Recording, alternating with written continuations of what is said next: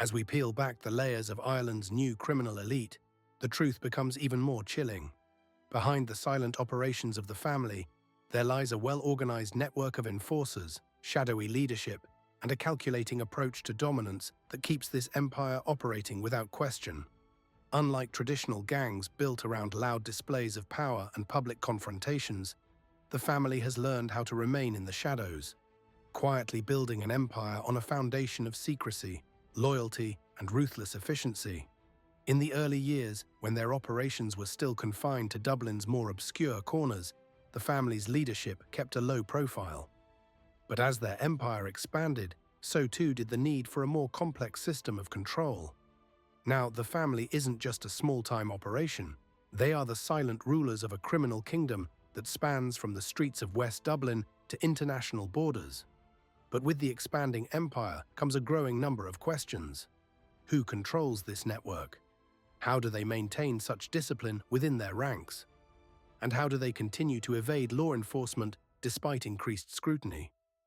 In this third and final part of our investigation, we dive into the enforcers who keep this empire in check, the hidden figures behind the empire's rise, and the brutal methods that have kept the family one step ahead of everyone, from law enforcement to rival gangs. With an intricate web of leadership and operations, we uncover how they've built a multi-million-dollar criminal syndicate, and how their methods ensure the survival of their empire in a world that is closing in on them.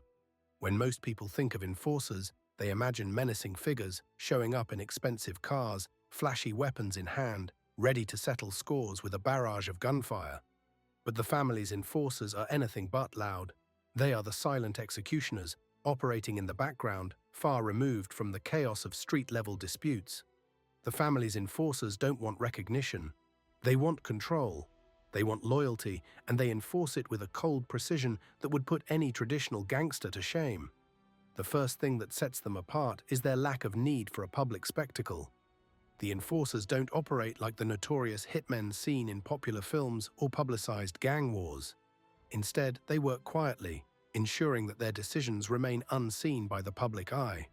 When someone steps out of line, whether it's a member of their organization or a rival, it's handled quickly, cleanly, and without the noise associated with other criminal enterprises.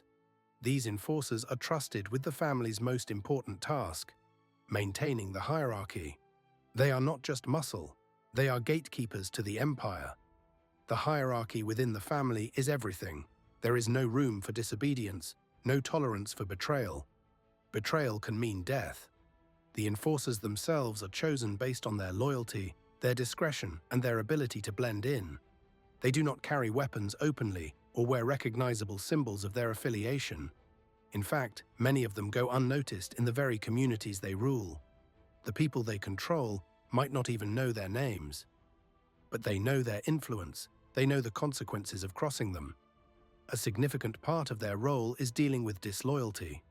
Unlike the dramatic public executions seen in other gangs, the family keeps things internal. Enforcers aren't often seen carrying out public punishments. Instead, they remove the problem with surgical precision. When a member of the family is suspected of skimming money, dealing drugs on their own, or simply crossing the line, the enforcer is the one who quietly disappears with them. The final outcome might be a body found weeks later in a remote area. No one will speak about it. No one will ask questions. The enforcer's job is done, and the family's hold on the empire tightens once again. The family's leadership is not defined by a single individual, as is the case with many other criminal organizations. Instead, the leadership consists of several key figures who are bound by blood. Cousins, brothers, and in-laws, each controlling different parts of the operation. The members of this inner circle are shadowy figures who rarely, if ever, appear in public. In fact, many of their faces are known only to their closest associates. Where other gangs rely on a visible, strongman figure, a charismatic leader who takes the glory for their rise to power, the family has learned that discretion is the key to long-term survival. They understand that the louder you are, the faster you fall. As a result, their leadership operates in the background, pulling the strings and orchestrating the empire's growth while remaining largely anonymous. These men and women are the architects of the empire. They are the ones who mastermind the cocaine routes, the money laundering operations, and the diversified investments that sustain the family's wealth. Each cousin or brother has a specialized role, and they never interfere with one another's domains. The leadership is decentralized, which means that if one member of the family is taken out, another is ready to step in. This structure has proven to be incredibly effective. By compartmentalizing their operations, the family ensures that even if law enforcement uncovers one part of the operation, the rest remains untouched. Whether it's the logistics of international drug trafficking or the oversight of the family's legitimate business ventures, the leadership functions like a well-oiled machine, with each member playing a specific and vital role. Despite their low profile, the leadership's influence is vast. They have cultivated relationships with politicians, business owners, and even certain law enforcement officials. Through these networks, they can manipulate situations in their favor, ensuring that their operations remain undisturbed. But their leadership isn't just strategic, it's also brutal. These leaders are willing to sacrifice anyone who poses a threat to the family. A whisper of disloyalty, a hint of rebellion, and a cousin might find themselves removed from the inner circle permanently. While other gangs might make public statements or confront their betrayers, the family operates with chilling efficiency. They understand that no one is above the family. If you betray the family, there is no going back. The growth of the family has been anything but obvious. While other gangs in Ireland have relied on violent clashes for dominance, the family has moved with purpose and precision. They have expanded across Ireland without firing a shot in anger. By capitalizing on the fractured underworld left behind by the Kinahan cartel, the family has quietly absorbed rival gangs and established control over crucial drug routes. While they initially focused on Dublin's west side, areas like Clondalkin, Lucan, and Ballyfermot, their reach now extends far beyond these familiar streets.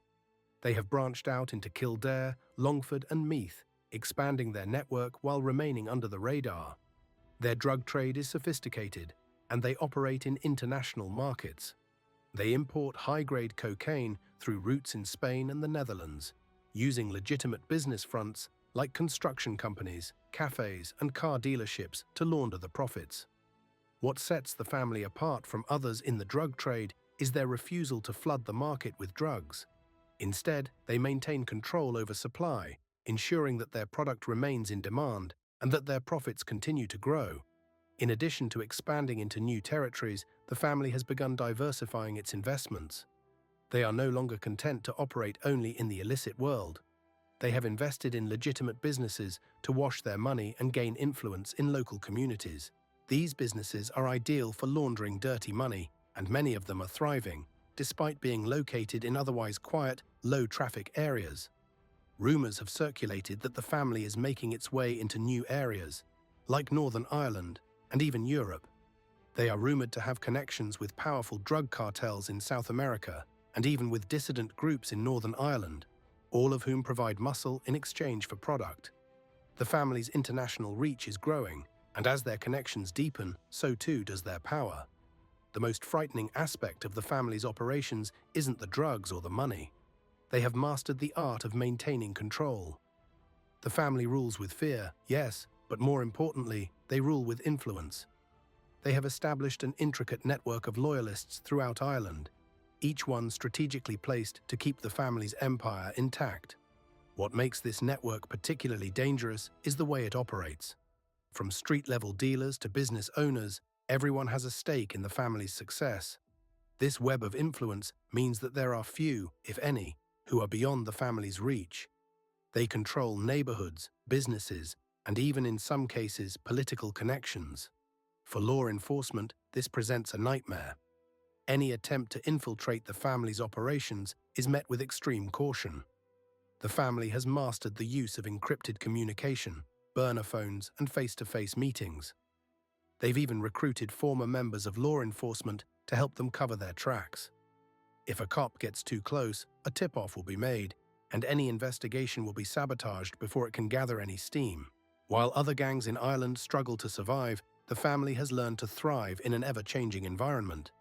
They have diversified their business interests, expanded their international networks, and cultivated relationships with key players in politics and law enforcement. Their operations are now so deeply entrenched that it seems almost impossible to take them down. But the question remains, how long will the family continue to operate unchecked? With the Criminal Assets Bureau freezing assets and the Garda increasing surveillance on their networks, will the family's empire survive?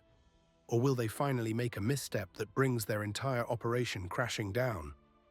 In the end, the family has built its empire with one goal in mind: to stay under the radar, to remain untouchable.